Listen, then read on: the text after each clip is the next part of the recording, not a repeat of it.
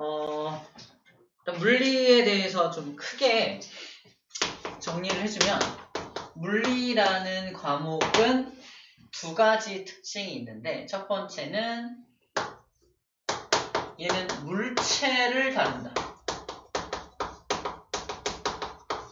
비교로 물질을 다룬다. 물질을 다루는 학문은 화학이라고 합니다. 그래서 원자, 분자를 다루고 입자를 다루는 학문이 화학이라는 학문이라면, 그 물질을 가지고 물체를 만들어. 예를 들어서 나무라는 물질을 가지고 책상이라는 물체를 만들어요. 그래서 물체하고 물질을 먼저 구분해주고 그 물체를 들어서 집어 던져. 이건 화학의 영역이야, 물리의 영역이야? 물리의 영역이라고 말하는 겁니다. 이게 오늘 배우는 물체의 운동이야.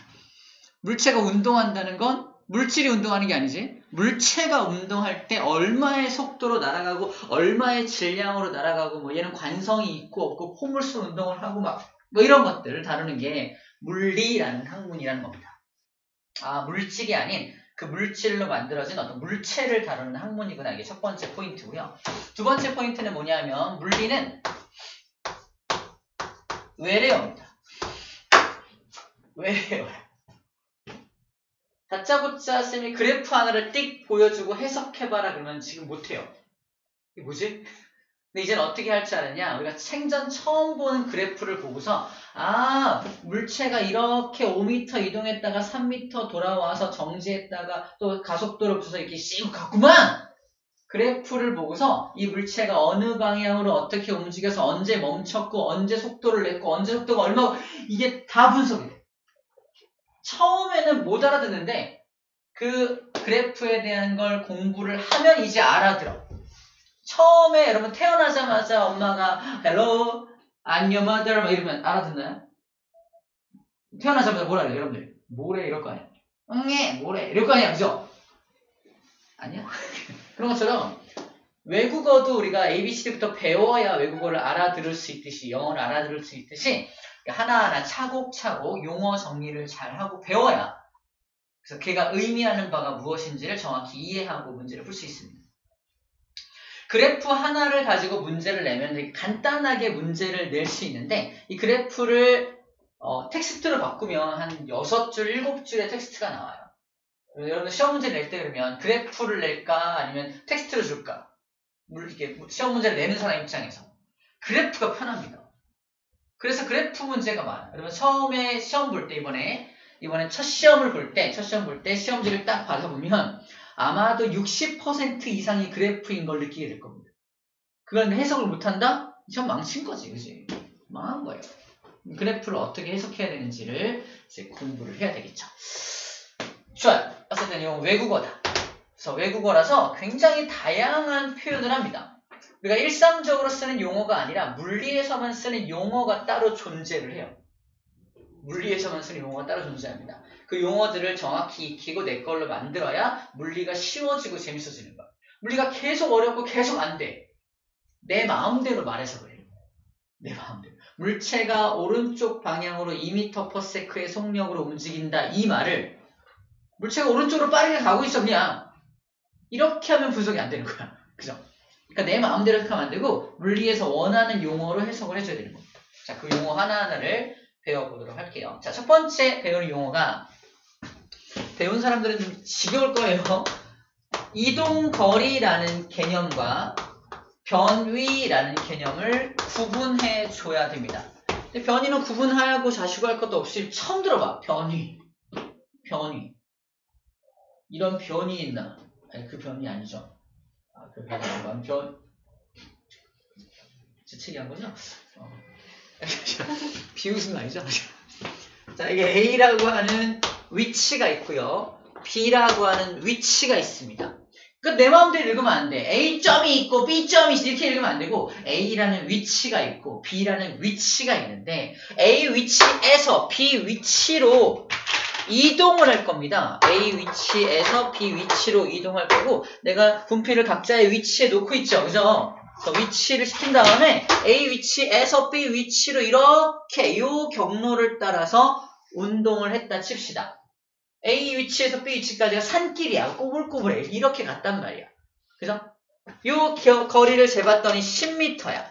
요 10m를 뭐라고 하냐면 내가 이동한 거리, 그래서 이동거리라고 합니다. 이동거리. 이동거리는 10m야. 근데 변이는 뭐냐면 자, 암기법이야. 뒤에서부터 읽습니다.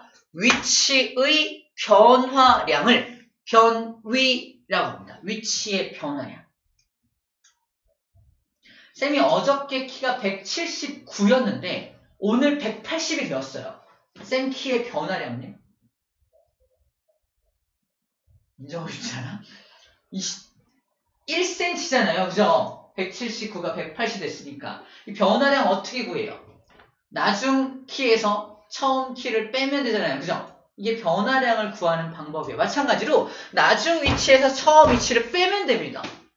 뺀다는 거 그냥 수학적으로 쭉 빼버리는 거기 때문에 중간 과정 따위는 필요가 없어. 그냥 A 위치에서 B 위치까지의 직선 거리가 바로 변입니다.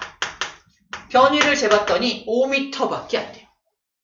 되게 억울하죠? 나 분명히 10m를 겨우 이렇게 갔는데 이동거리 10m 왔어! 근데 너는 변위는 5m네? 이러는 거야. 직선 거리이기 때문에. 이걸 위치의 변화량 변위라고 불러줍니다. 그러면 이동거리와 변위를 비교할 때 거의 항상 이동거리가 더 크고 변위는 짧겠죠?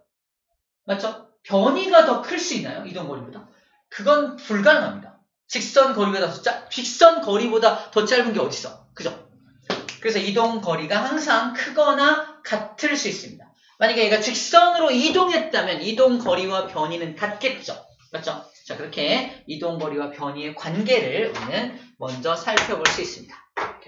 자, 이제 걸린 시간을 한번 재볼게요. 야, 너 10m 이동했죠? 와, 10m 이동했어요. 걸린 시간은 얼마야? 저 10초 만에 10m 왔지? 라고 하나, 10초 걸린 시간입니다. 자, 이렇게 설정을 하고 나서 두 번째 개념으로 이제 넘어가는 거예요. 속력과 속도의 개념입니다. 자, 속력하고 속도가 다른 겁니다. 우리 그동안은 속력과 속도를 구분하지 않고 사용했습니다. 속력이나 속도나 지금 말 라운드 했었잖아. 너 속력이 빨라? 너 속도가 빨라? 뭔 차이야? 그죠? 근데 이제는 구분할 수 있어야 한다는 거야. 속력과 속도가 아예 공식 자체가 다릅니다. 속력은 우리 거속시 공식 알죠? 거속시 공식에 의해서 이렇게 거속시 공식에 의해서 속력은 시간분의 거리라고 알고 있잖아요. 그래서 시간분의 거리예요. 근데 우리가 그동안 거리라고 썼던 게 무슨 거리? 이게 이동거리입니다. 이동거리입니다. 그래서 속력을 구하는 공식이 단위 시간 동안의 이동거리, 시간분의 이동거리가 속력이라면 속도는요, 속도는 단위 시간 동안에 방금 배운 뭘 집어넣는다? 변위를 여기다가 집어넣습니다. 변위. 그래서 단위 시간 동안의 변위가 속도예요. 속력과 속도를 실제로 구해보면 얘는 10초 동안 10세크, 10초라는 시간 동안 이동거리 몇 미터? 10m 이동했기 때문에 속력은 얼마다? 1m/s가 이 물체의 속력이에요. 하지만 속도를 구한다면 단위 시간은 10초 걸리면 똑같죠. 하나의 사건이니까. 나 한 번 이동했잖아. 10초만큼. 10초라는 시간은 똑같은데 변위가 몇 미터? 5m밖에 안 되기 때문에 얘는 0.5m/s가 속도가 됩니다. 분명히 속도와 속력이 다르다는 걸 숫자로도 확인할 수 있습니다. 맞죠? 그래서 이 공식을 기억해야 돼요. 그래서 속력에 대한 공식과 속도에 대한 공식이 다르다는 걸 기억해 주어야 합니다. 여기도 나는 분명히 엄청 빠른 속력 1m/s로 왔는데 속도를 괜히 구하더니 0.5밖에 안 되네 나한테. 되게 억울하죠? 지금 계속 억울한 상황이야. 누가? 변위도 억울하고 속도도 억울합니다. 억울함을 호소하니까 어떻게 했다? 알았어. 너한테 특별한 능력을 부여할게. 정말요? 그게 뭐다? 너는 방향성이라는 개념을 부여할게. 그게 뭔데요? A에서 B로 갔는지 B에서 A로 갔는지 구별해 줄게. 뭔지 모르겠지만 준다니까 받았어. 그죠? 되게 방향성의 개념이야. 기호로 잘 표현하지 않긴 하는데, 그래서 변이는 이렇게 방향성이 있다는 표현으로 화살표를 많이 표현을 합니다. 변이가 방향성이 있어요. 바로 변이가 방향성이 있습니다. 미리 결론부터 말할게. 변이가 방향성이 있으면 속도도 방향성이 있습니다. 방향성에 대한 두 가지 이야기를 해줄게. 방향성. 첫 번째 이야기는요. 방향성이 있는 물리에서 사용하는 이런 양들을 물리량이라고 하는데, 물리에서 사용하는 뭐 질량, 속도, 속력, 이동거리, 변 이런 모든 것들을 물리량들이다 라고 말하는데, 물리량 중에는 첫 번째 방향성이 오랜만이야? 얘야?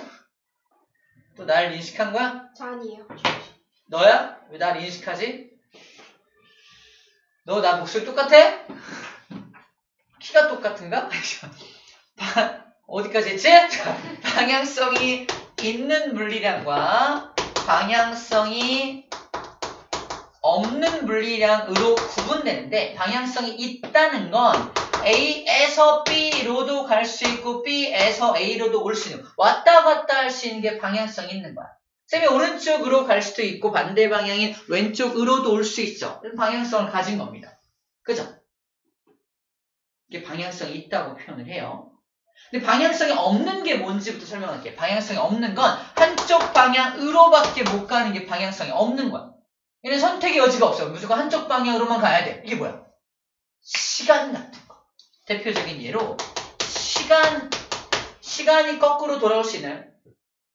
안 되죠. 너무 좋겠다. 그죠? 고2가 되면 좋겠죠. 근데 거꾸로 돌아올 수 없기 때문에 시간은 방향성이 없는 물리량이라고 말하는 겁니다. 여기 있는 시간 있죠. 얘는 방향성이 없는 물리량이야. 그래서 하지만 이 변이는 A에서 B로 갈 수 있고 B에서 A로 갈 수 있으니까 방향성이 있는 물리량이라고 결정을 합니다.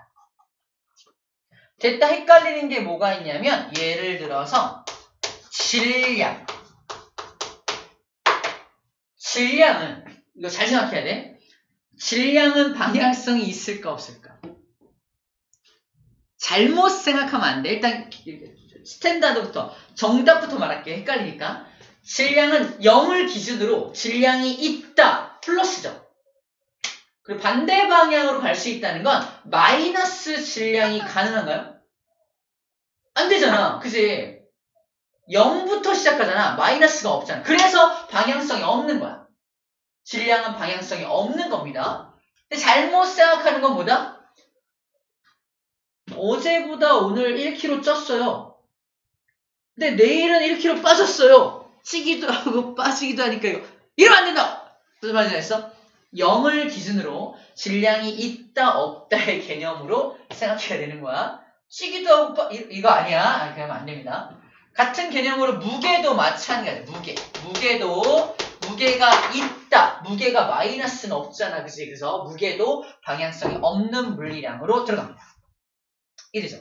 이런 것들 조심해야 될 부분들이야. 그래서 어쨌든 첫 번째 방향성의 개념을 정리를 했고요. 그 다음 두 번째로 얘기할 건 뭐냐면, 이게 첫 번째죠. 방향성의 유무에 대한 얘기고, 두 번째로 정리할 건 뭐냐면, 바로 수학에서 마이너스 2를 플러스 2로 나누면 값이 얼마 나와요?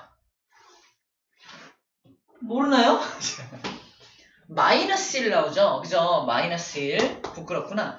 마이너스가 나온다는 건 요 마이너스를 따라가는 거죠?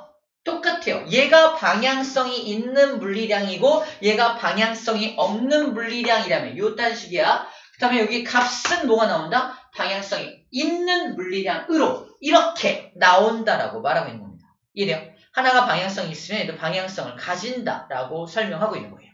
이래죠. 쌤만의 설명법이야. 아무들이 설명하지 않아요. 근데 하나가 방향성이 있으면 얘도 방향성을 가진다라고 인식해주면 됩니다. 그래서 변이도 방향성을 가지고 속도도 방향성이라는 걸 가지는구나 라고 인식해주면 되겠습니다. 오케이. 여기까지가 두 번째 개념입니다. 자, 이걸 기호로 좀 옮겨볼게요.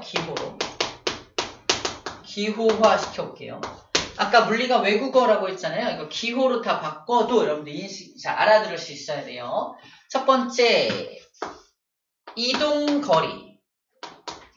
변위도 마찬가지야. 이동거리하고 변위가 같은 기호를 씁니다. S를 써요. 왜 S를 쓰냐면 이동거리 또는 변위, 이동거리라는 거리라고 하는 영어 단어가 있습니다. You know?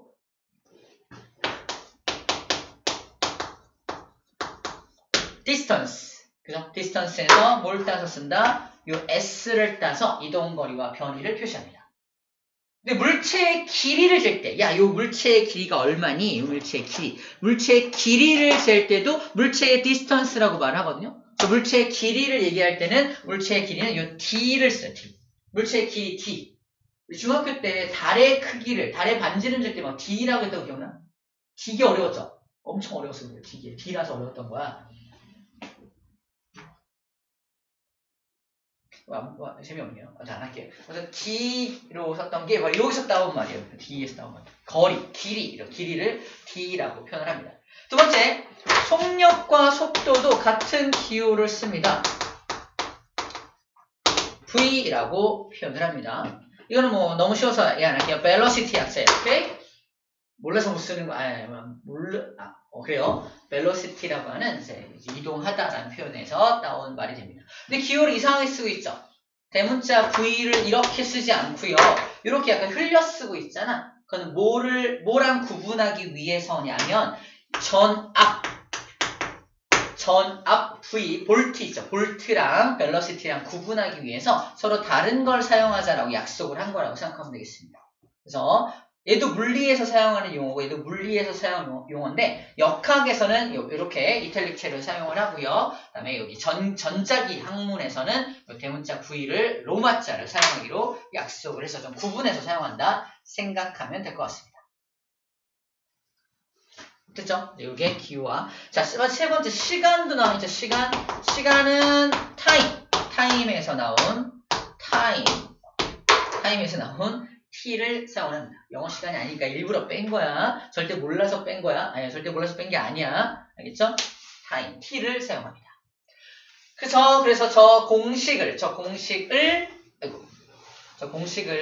기호화해서 바꾸면 속력은 시간분의 이동거리입니다. 속도는 시간분의 변위입니다. 뭐가 달라? 다를 게 없죠. 그래서 방향성을 표현한 이런 기호를 함께 쓰고 있다면 요 자식이 변이고 요 자식이 속도구나라고 구분할 수 있겠죠.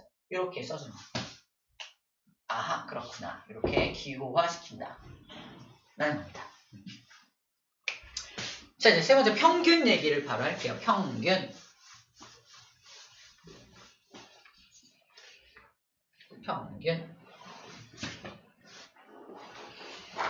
학교에서 중간고사 시험 보고 나서 또는 기말고사 시험 보고 나서 평균을 낼 때 어떻게 평균 내요? 전체 점수를 다 더하죠. 그 다음에 전체 과목 수로 나누죠. 그럼 평균이 나오잖아. 쌤도 옛날에 평균을 그렇게 구했어요. 전체 과목 수가 10과목이라서 10과목 점수를 다 더해요. 그리고 9과목으로 나눠요.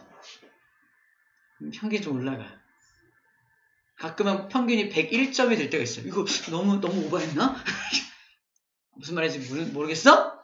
자, 아무튼 그래서 전체 점수를 전체 과목 수로 나눠야 합니다. 마찬가지야.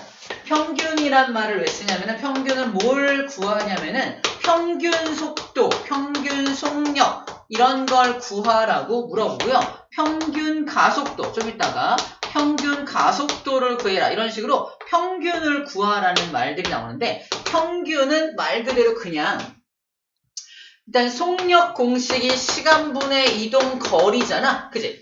그러니까 평균은 전체 과목 수로 나누는 것처럼 전체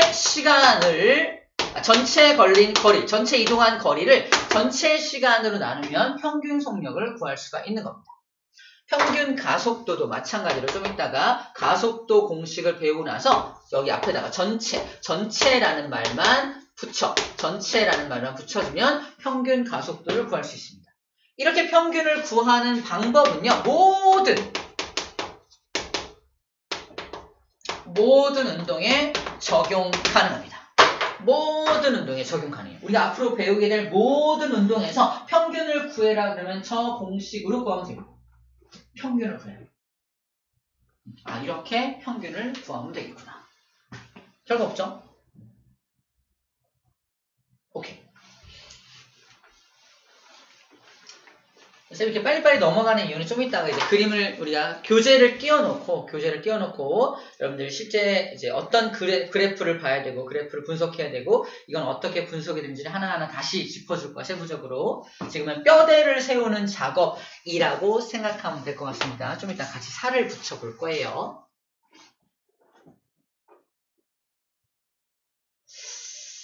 오케이. 4번 상대 속도까지 설명하고 그래프 분석을 한번 해볼게요. 상대 속도.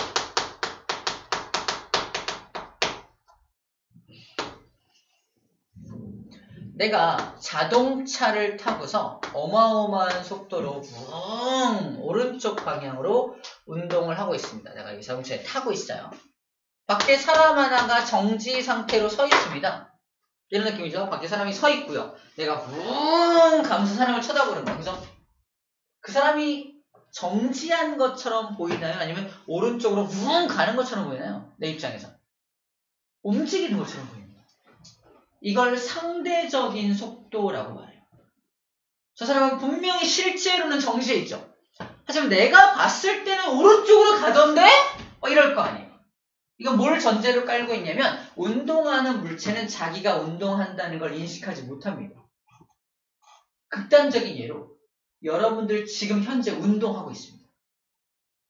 느껴져요? 자전과 공전을 하고 있는 지구에 타고 있잖아요. 느껴져요? 우리 못 느낀다니까. 우리 분명히 우주 공간을 어마어마한 속도로 공전을 같이 하고 있어요. 지구와 함께. 느껴져요? 못 느낀다는 거예요. 그래서 운동하는 물체는 자기가 운동하는 걸 인식하지 못한다라고 먼저 가정을 해놓고 그런 상태에서 내가 자동차를 타고 가는데 조용히 가는데 밖에 사람이 뒤로 막 가는 거야. 서 있는 상태로 막 움직여요. 어머, 귀신입니까? 그죠? 그잖아. 밖에 사람이 서 있는데 막 이렇게 훅 움직이잖아. 서 있는 상태로 막 가잖아. 뭐지? 자, 그런 걸 상대적인 속도라고 합니다. 상대 속도를 구해볼게요. 이 사람이 오른쪽 방향으로 무려 100km/h의 속도로 붕 가고 있어요. 하지만 자기는 자기가 움직인다는 걸 알아 몰라? 모르잖아? 그럼 밖에 있는 저 물체가, 저 사람이 어느 방향으로? 자기가 운동하는 방향에 반대 방향으로 100으로 가는 것처럼 보입니다. 맞죠? 이걸 상대적인 속도라고 불러줍니다. 우리 지금 개념적으로 야, 이 사람이 왼쪽으로 100으로 가는 것처럼 보이겠네 라고 알아냈죠. 근데 이거를 굉장히 복잡한 상황을 주면 되게 헷갈립니다. 그래서 이거를 공식화 시킨 게 있어요. 내가 A고요. 내가 바라볼 물체를 B라고 한다면 A가 B를 바라봤을 때 어떻게 보이냐? 답은 알고 있죠? 내가 이렇게 이쪽 오른쪽이죠? 여러분들 입장 오른쪽이니까 오른쪽 방향으로 움직이는 물체니까 이 사람은 왼쪽 방향으로 움직이는 것처럼 보이겠죠? 네? 왼쪽으로 몇 킬로미터 퍼 세컨드, 아워죠. 몇 킬로미터 퍼 아워로 움직인다? 100킬로미터 퍼 아워로 움직이는 것처럼 보이겠네요. 그죠? 자, 이걸 이렇게 구합니다. 공식입니다. A가 바라본 B의 속도를 VAB라고 표현해요. 상대 속도를 구하는 공식이야. 암기법입니다. 상대 속도는 굉장히 상대방을 배려하는 속도야. 아유, 먼저 가시죠. 상대방을 먼저 써줍니다. 상대방. A가 B를 바라보니까 상대방이 누구야? B잖아. B의 속도를 먼저 쓴 다음에 겸손하게 나의 속도를 빼주면 됩니다. 이게 상대 속도를 구하는 방법이에요. 자, 플러스 마이너스니까 오른쪽 방향을 플러스라고 가정을 한다면 왼쪽 방향은 마이너스가 되는 거야. 우린 답을 알고 있어. 그럼 써볼게. 자, 상대방의 속도가 얼마다? 정지죠. 0이에요. 실제 속도 0이고요. 빼기. 나의 속도가 얼마야? 플러스 100km/h죠. 그럼 계산하면 얼마야? 마이너스 100km/h가 값으로 나오게 되죠. 이게 무슨 말이지? A가 바라본 B의 속도는 왼쪽 방향으로 100으로 가는 것처럼 보인다라고 숫자로 딱 나타나는 거야. 하나도 안 헷갈려. 이렇게 숫자가 딱 나타나. 헷갈리지 않게 구할 수가 있습니다. 어떤 경우가 헷갈리냐? 이런 게 헷갈리는 거죠. 이 A가 오른쪽 방향으로 100으로 가고 있는데 반대 차선에 B라는 녀석이 반대 방향으로 겁나 빠르게 무려 200km/h로 달리고 있습니다. 그럼 A가 바라본 B의 속도는 얼마입니까? 왼쪽 300이에요. 거꾸로 B가 바라본 A의 속도는 얼마게? 오른쪽 300입니다. 겁나 헷갈리죠. 근데 다 구할 수 있다는 거야. 자, 어떻게 구한다? 자, 먼저 첫 번째 A가 바라본 B의 속도는 어떻게 구한다? 똑같이 여기다 넣을게요. 자, 먼저 B의 속도 얼마? 이거 지우고 반대 방이죠? 마이너스 200입니다. 단위 생각할게요. 빼기 겸손하게 나의 속도 얼마? 플러스 100을 빼는 거죠. 그래서 마이너스 300 나오는 거야. 그래서 A가 바라본 B의 속도는 반대 방향으로 300으로 가는 것처럼 보입니다. 라고 구하는 거고요. 거꾸로 B가 바라본 A의 속도는 거꾸로 이렇게 쓰겠죠. B가 바라본 A의 속도는 상대방이 A죠. 거기서 나의 속도, 겸손하게 나의 속도를 빼면 되겠죠. 그래서 A의 속도 얼마? 플러스 100이죠. 빼기 나의 속도 얼마? 마이너스 200이죠. 그래서 얼마 나온다? 마마 뿔뿔. 그죠? 플러스 300이 나와. 그래서 B가 바라본 A의 속도는 오른쪽으로 300으로 가는 것처럼 보인다. 이렇게 상대 속도 공식을 이용하면 엄청 우리가 이러면 이렇게 되지 않을까라고 머릿속으로 굉장히 복잡하게 생각해야 되는 것들을 딱 눈에 딱 떨어지게 숫자로 확인할 수 있다. 아시겠죠? 이 방법이 상대 속도를 구하는 공식입니다. 벌써 힘들죠? 아주 힘들어. 아주 힘들어. 자, 힘들지 않게 이제 잠깐 그래프를 잠깐 소개를 할게요.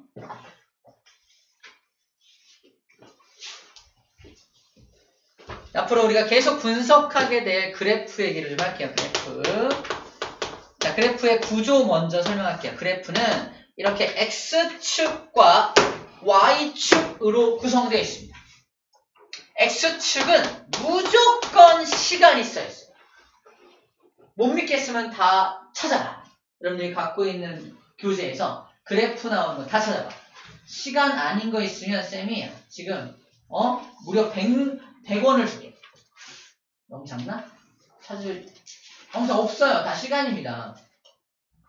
X축에 다 시간이 나옵니다. 그래서 시간에 따라 이렇게 읽을 때 시간이 경과함에 따라 시간을 가지고 어떤 물체의 운동을 해석하고 있단 말이야.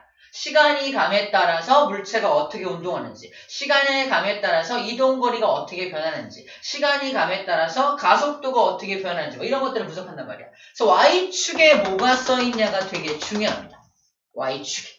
Y축에 이동거리라고 써있다면 시간이 감에 따라서 이동거리가 어떻게 증가하는지가 나오는 거예요. 이렇게 1초일 때 1m, 2초일 때 2m, 3초일 때 3m, 4초일 때 4m. 이거네. 1초일 때 1m, 2초일 때 2m, 3초일 때 3m, 4초일 때 4m. 일정한 속도로 운동하고 있는 녀석이네. 라는 걸 그래프를 보고서 그 물체가 어떻게 운동하는지를 상상할 수 있어야 한다는 겁니다. 이거 일정한 속도로 쭉 가고 있네. 그죠? 바꿔볼게요. Y축에 이제 속력이라고 써볼게요. 우리 알고 있으니까 속력입니다. 그래프는 똑같아. 이제 어떻게 해석해야 돼? 1초일 때 1m/s, 2초일 때 2m/s, 3초일 때 3m/s. 뭐죠? 속력이 점점 빨라지고 있네. 그죠? 등속. 같은 속도로 운동하는 게 아니네. 아까랑 완전 다른 운동이죠. Y축에 뭐가 써있냐에 따라서 운동이 완전 달라집니다. 그죠? 완전 다른 운동으로 변해버립니다. 자, 그럼 그래프를 해석할 때 세 가지를 봐야 됩니다.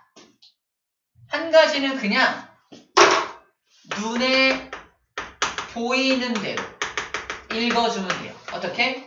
1초일 때 1m/s, 2초일 때 2m/s. 그냥 읽어주는 게 첫 번째로 하는 거야.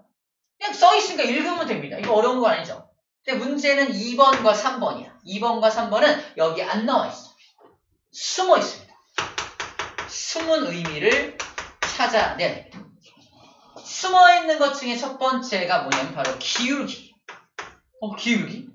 이 기울기가 뭘 의미하는지 알아내야 됩니다. 자, 기울기의 정의는 x의 증가량분의 y의 증가량입니다. 자, 이거 기울기 구해볼게요. x의 증가량분의 y의 증가. 이게 기울기잖아. 요 시간 속력 그래프에서 기울기가 뭐게요? x분의 y니까. x는 시간이고요. y는 속력이죠. 우리 아직 안 배웠네요. 시간분의 속력이 뭐냐면 좀 이따 배우게 될 가속도입니다. 가속도. 다시 말해서 시간 속력 그래프에서 기울기는 가속도의 의미를 가지게 돼요. 다시 말해서 자, 그냥 읽을 때는 야 1초일 때 1m/s고 2초일 때 2m/s네. 그냥 읽을 때는 그렇게밖에 읽을 수가 없지만 숨어있는 의미로 야 얘는 가속도가 2분의 2니까 1m/s 제곱의 가속도로 가고 있네. 이 녀석의 가속도 값도 여기 나와 있다는 겁니다. 숨어 있지만 내가 알아낸 거야. 기울기를 구해서 가속도가 얼마인지를 구해낼 수 있다고 말하는 겁니다. 또 뭐도 할 수 있냐? 기울기 말고 첫 번째는 바로 면적. 어떤 면적? 바로 이 그래프의 요 그래프 아랫부분의 요 면적. 요 면적이 의미를 가집니다. 정리하면 요 기울기도 의미를 가지고요. 숨어있는 요 면적도 의미를 가진다라고 말하는 식입니다. 면적의 정의는 x 곱하기 y입니다. 가로 곱하기 세로잖아. 그지? 이 면적은 봐봐. 여기서 면적은 뭘 의미해요? 가로가 시간이고 세로가 뭐야? 속력이죠.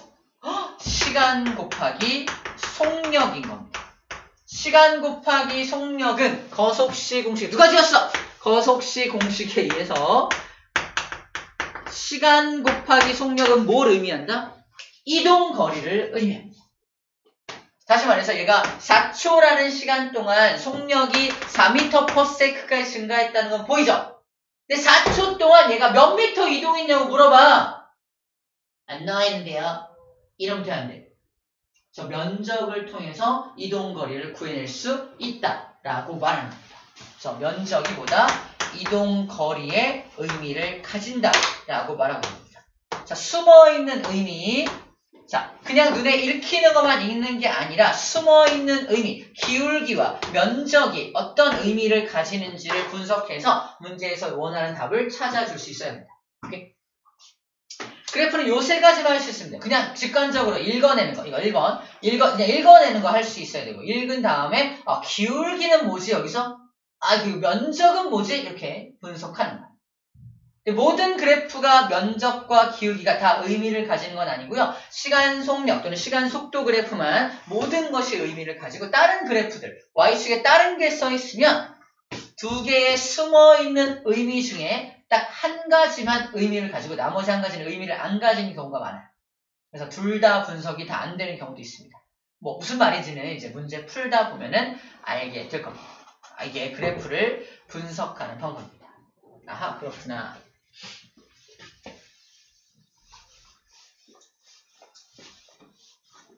자, 이제 지금 방금까지, 자, 물리는 이런 거야. 물리에서 이런 용어를 쓰고 이렇게 용어가 달라. 우리 알고 있어야 되고, 물리에서 사용하는 물리량 중에 방향성이 있는 거 없는 거 이렇게 구분하고, 그리고 그래프는 마지막에 이렇게 해석하는 거야 라고 물리를 지금 읽어내는 방법들에 대해서 전반적인 얘기를 좀 한 겁니다. 실제로 한번 물리를 한번 읽어봅시다. 자, 이제 책을 보고서 잠깐 정리하고 쉴게요.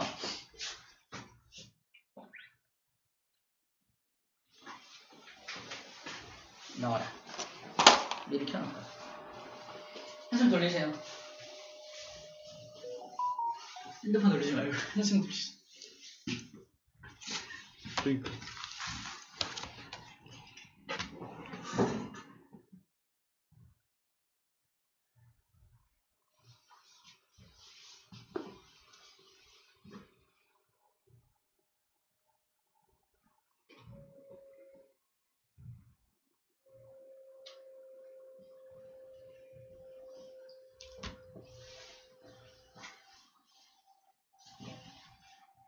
나왔네요. 자, 볼까요? 자, 이동 거리하고 변이를 복습할게요. 자, 이게 A라는 처음 위치, B라는 나중 위치 보이죠? 여기서부터 여기까지 이렇게 이동을 했어요. 이동 거리 몇 미터? 5m입니다. 그래서 변이를 구해라 그러면 처음 위치에서 나중 위치까지의 직선 거리로 구하는 거니까 변이 얼마밖에 안 나온다? 3m밖에 안 나온다. 이건 우리 아까 쌤이 예를 들었던 거랑 똑같죠? 두 번째 경우입니다. 출발! 도착! 헐. 이동 거리는 뭐죠? 원의 둘레만큼 이동을 했죠. 원의 둘레만큼 5m를 이동했는데 결국 제자리로 돌아왔죠. 위치가 변했어, 안 변했어? 안 변했죠. 그래서 변이가 얼마다? 변이가 얼마다? 0m입니다. 변이. 너 위치 안 변했네. 0m야.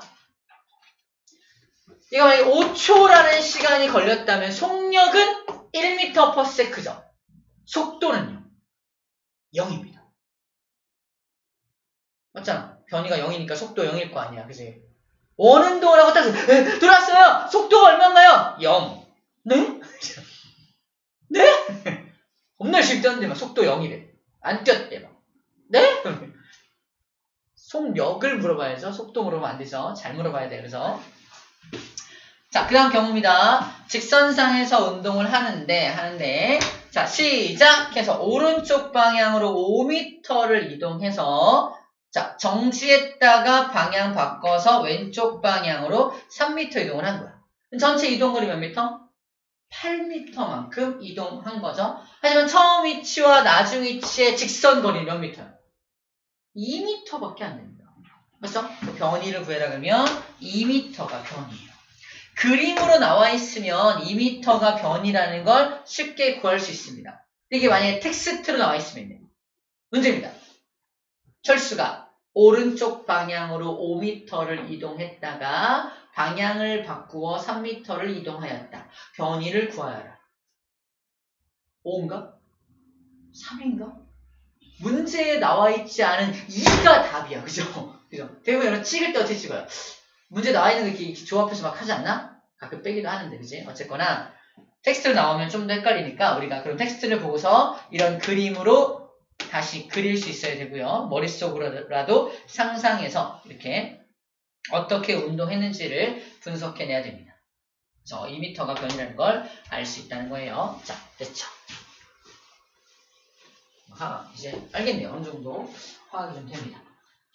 속력과 속도의 어떤 공식이 다르다는 거 지금 다시 한번 책에서 얘기해주고 있고요. 그러니까 평균 얘기를 했었는데 자 이거 하나 분석해볼게요.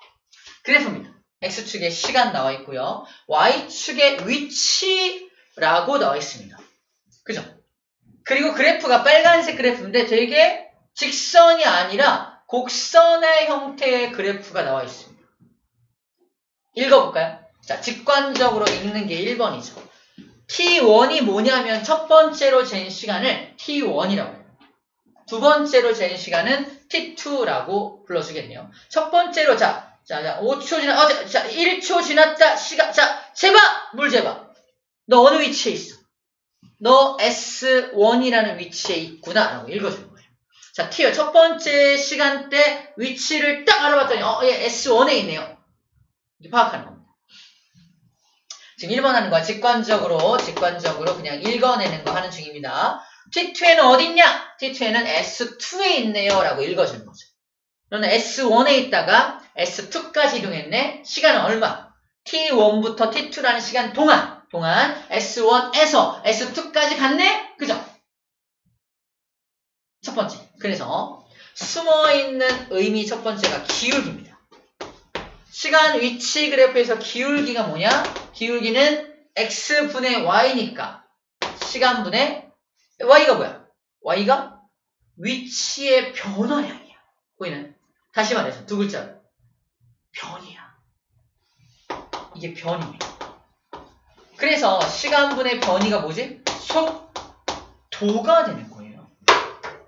그래서 이 그래프에서 속도가 나와 있는 겁니다. 저 기울기가 속도야. 그래서 A점부터 B점까지의 평균적인 속도는 요 직선의 기울기로 평균 속도를 구하는 거고, 아까 평균 속도 구할 때 전체 시간분의 전체 변이로 구했잖아. 근데 이 그래프를 준다면 이 그래프에서는 직선을 그려서 간단하게 구할 수 있습니다. 왜? 기울기가 속도니까. 평균 속도 구할 수 있고요. 그 다음에 A점에서 그 순간, 즉 T1이라는 그 순간의 속도와 T2라는 그 순간의 속도를 비교할 때는 곡선이니까 접선들의 기울기를 비교하면 됩니다. 그래서 A점에서의 접선은 여기 그려줬네요. 요 기울기. 그래서 이만큼 분의 요만큼 요 기울기고요. B점은 접선 안 그려져 있지만 대충 그려도 이렇게 그려주죠.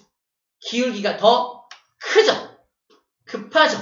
기울기가 크다는 건 속도가 더 빠르다는 걸 의미합니다.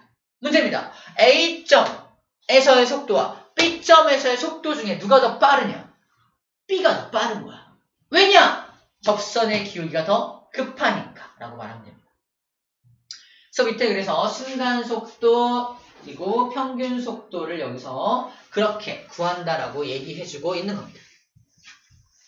얘는 안타깝게도 면적은 의미를 가지지 않아. 한번 볼까? 면적이 무슨 의미를 가지나? 면적은 시간 곱하기 위치죠. 시간 곱하기 위치는 공식이 없어. 이런 공식 본 적이 없습니다. 그래서 얘는 면적은 의미를 가지지 않고요. 시간 위치 그래프에서는 요 1번하고 2번만 해석하면 됩니다. 이해됩니까? 모든 게 다 의미를 가지지 않는다는 건 이런 뜻이에요. 그래서 시간 위치 그래프에서 기울기가 속도를 의미하는구나 라는 걸 지금 배운 겁니다. 자, 이 그림 좀 볼까요? 자동차입니다. 질문이야. 이 A라는 자동차와 B라는 자동차의 속력은 얼마입니까? A라는 자동차도 5m/s고요. B라는 자동차도 5m/s입니다. 왜? 속력은 방향성이 없죠. 방향을 고려하지 않고 그냥 숫자만 말하면 돼요. 그럼 A와 B는 속력이 같나요? 네, 속력이 같습니다. 두 번째, A와 B는 속도가 같나요? 속도는 다릅니다.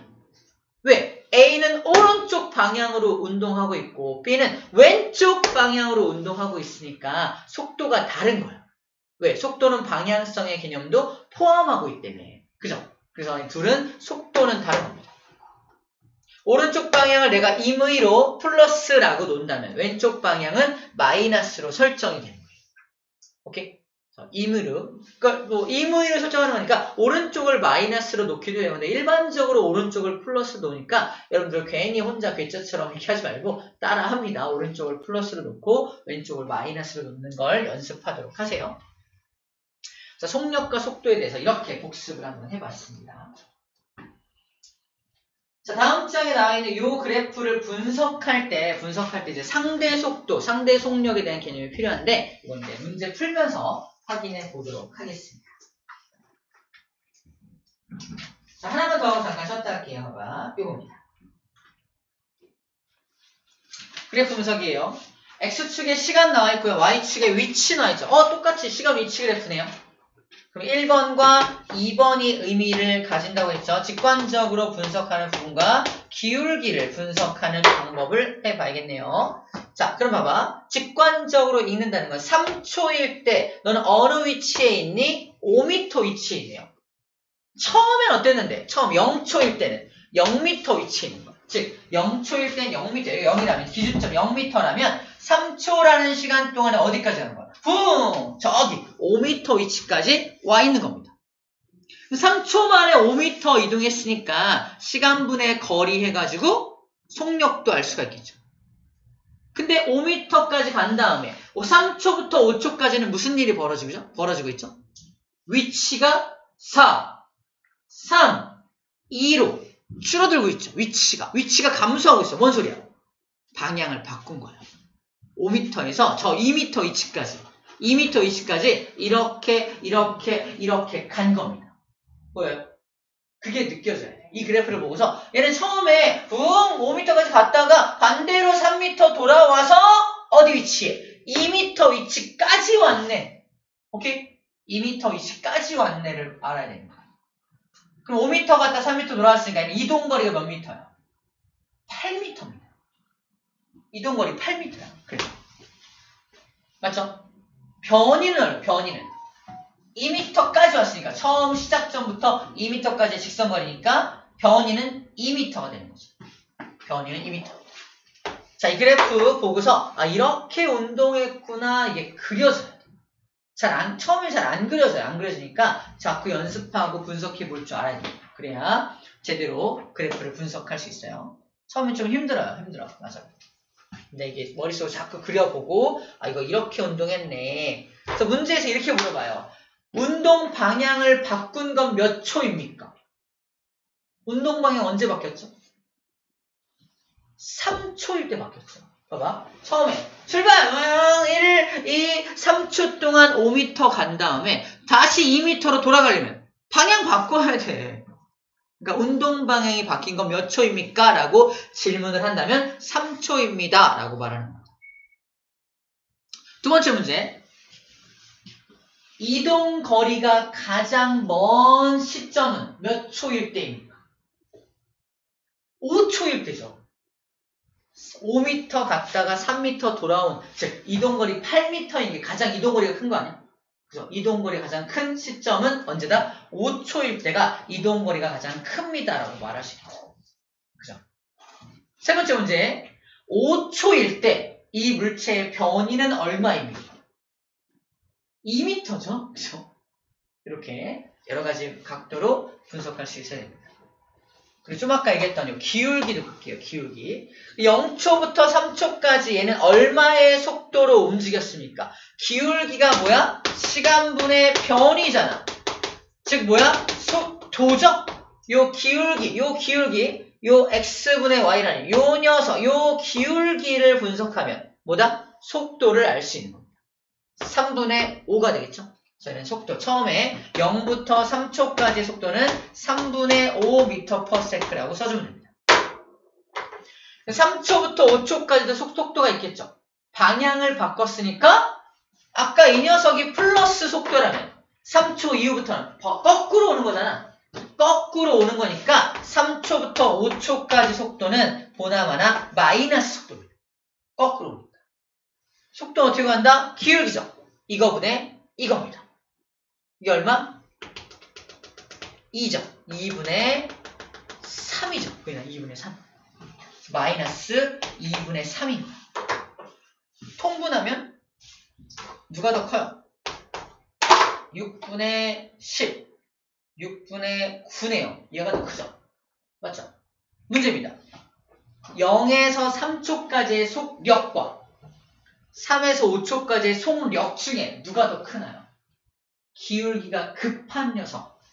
얘가 더 큰 거야. 보이는 속력값이 더 빠른 겁니다.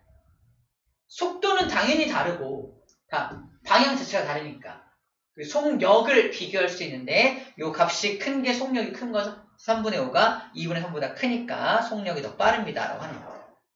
맞죠? 잘하고 있는 거 맞지? 아닌가? 2, 3, 3. 맞잖아. 9 통분하면 얘는 6분의 10이고 얘는 통분하면 6분의 9니까 얘가 더 크잖아요. 그죠? 그래서 기울기. 눈으로 잘 구별이 안 되지만 계산을 하면 기울기가 누가 급한지 알 수 있습니다. 기울기를 통해서 속도 또는 속력을 비교할 수 있다라고 얘기하고 있는 중이에요. 외계어를 들은 것 같다. 그치? 이게 물리입니다. 물리의 스타트였고요. 스타트를 잘 끊었으니까 우리 잠깐 숨 좀 돌리고 다음 시간 이어가도록 합시다. 잠깐 쉬었다 할게요.